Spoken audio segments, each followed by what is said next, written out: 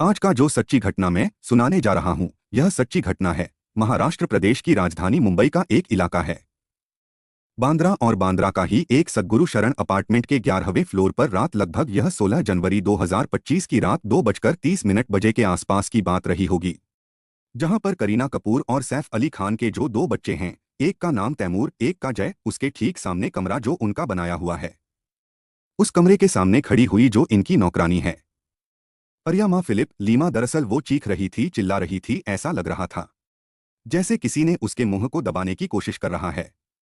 वो चीखने की कोशिश कर रही थी, किसी को बुलाने की कोशिश कर रही थी, और तभी जैसे ही उस व्यक्ति का हाथ हटता है, तुरंत ही वहां पर सैफ अली खान अचानक से आ जाते हैं। और जो उन्होंने अपनी आंखों के सामने देखा तो एक व्यक्ति है जिसकी उम्र लगभग 30 साल के आसपास रही होगी। उस 30 साल के व्यक्ति के पास में उसने जो महिला है, उनके घर की जो मेड है, काम करने वाली महिला है, उसको पकड़ा हुआ था, चाकू हाथ में लगा हुआ है। सैफ अली खान ने कहा कि हम बात करते हैं और तुम कुछ भी ऐसा मत करना जिससे कि इनको नुकसान हो। तभी उस महिला ने जैसे ही बचने की कोशिश की तो उसने एक के बाद एक 2 बार चाकू उसको मार देता है। जैसे ही लीमा को 2 चाकू लगते हैं, लीमा की चीख और ज्यादा तेज निकलने लगती है। तभी सैफ अली खान को गुस्सा आता है और उस लड़के को वो रोकने की कोशिश कर रहे थे कि तुम ऐसा मत करो। जैसे सैफ अली खान तुरंत उसकी तरफ बढ़ते हैं, उसको रोकने की कोशिश कर रहे थे, हाथ में उसके चाकू होता है, वो एकदम से चाकू मार देता है। जैसे चाकू मारता है तो चाकू सबसे पहले गले पे लगता है, जो कि लगभग 10 सेंटीमीटर तक घाव करता है। उसके बाद उन्होंने संभलने की कोशिश की और जैसे हाथ लगाए तो बाएं हाथ था, बाएं हाथ पर एक नहीं 2 बार उसने वार किए थे, और जैसे अपने हाथों को वो पीछे करने की कोशिश करते हैं, फिर उसके बाद फिर सर पर मार दिया जाता है। वह जो अनजान शख्स था, उसने चाकू जब बहुत तेजी के साथ मारा तो पीठ पर रीढ़ की हड्डी में जाकर वह चाकू टूट जाता है। लगभग 2.5 इंच का हिस्सा चाकू का वो रीढ़ की हड्डी में जाकर फंस जाता है। इसके बाद फिर सैफ अली खान की चीखें बहुत तेजी के साथ निकलने लगती हैं। इससे पहले तो उनकी जो मेड थी वो चीख रही थी, चिल्ला रही थी, लेकिन अब इनसे कहीं ज्यादा सैफ अली खान की जब चीखें निकलती हैं तो इस अपार्टमेंट में अब जितने भी लोग हैं सब के सब जाग जाते हैं, उनकी आंखें खुल जाती हैं। वो जब इस चीख की तरफ दौड़ने की कोशिश कर रहे थे, भागने की कोशिश कर रहे थे, लेकिन यहां पर जो एक अनजान शख्स है वो तेजी से भाग जाता है। लगभग 2:33 के आसपास का यह वाकया रहा होगा। वह 6वें फ्लोर के कैमरे में कैद हो जाता है। सीढ़ियों के रास्ते से वह भाग रहा था। अब यहां लोग समझ ही नहीं पा रहे थे कि आखिरकार हुआ क्या है।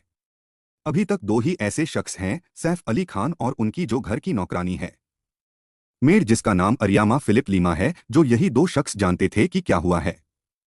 आखिरकार इसके बाद यहां से जब सैफ अली खान को ब्लड बह रहा है, सर से ब्लड बह रहा है, गर्दन से भी ब्लड बह रहा है, उनके हाथ से भी ब्लड बह रहा है, तो थोड़ी घबराहट ज्यादा फैल जाती है।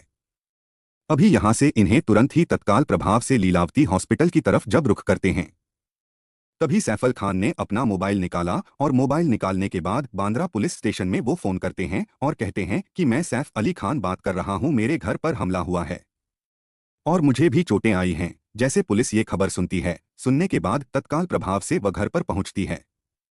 पुलिस और जब घर पहुंचती तो वहां पता चलता है कि यह घायल हो जाए हैं, गंभीर हालत में। इन्हें लीलावती के हॉस्पिटल में एडमिट कराया जाता है। अब पुलिस भी यहां पहुंच जाती है। पुलिस ने साफ साफ दिशा निर्देश दिए गए थे कि इस मामले को लीक ना होने दिया जाए। अगर यह बात मीडिया में पहुंच जाएगी तो जाहिर सी बात है हंगामा खड़ा हो जाएगा। इसलिए डॉक्टरों ने भी ये कोशिश की कि किसी तरह का कोई हंगामा ना हो, बिल्कुल शांतिपूर्वक मामला रहे। साथ ही जैसे ही दिन निकलता है, दिन निकलते निकलते पता चलता है कि यह बात लीक हो चुकी थी। घटना के तुरंत बाद सैफ को लीलावती अस्पताल ले जाया गया था, जहां उनकी आपातकालीन सर्जरी की गई। डॉक्टरों ने उनकी रीढ़ की हड्डी से चाकू निकाला और स्पाइनल फ्लूइड के लीक को ठीक किया। प्रमुख न्यूरोसर्जन डॉक्टर नितिन डांगे ने बताया कि सैफ अब खतरे से बाहर हैं और उनकी रिकवरी हो रही है। इस घटना के समय उनकी पत्नी करीना कपूर और उनके दोनों बेटे घर पर मौजूद थे, लेकिन वे सुरक्षित रहे। घुसपैठिया घटना के तुरंत बाद मौके से फरार हो गया। मुंबई पुलिस ने हमलावर को पकड़ने के लिए 20 टीमें बनाईं और गहन सर्च ऑपरेशन चलाया।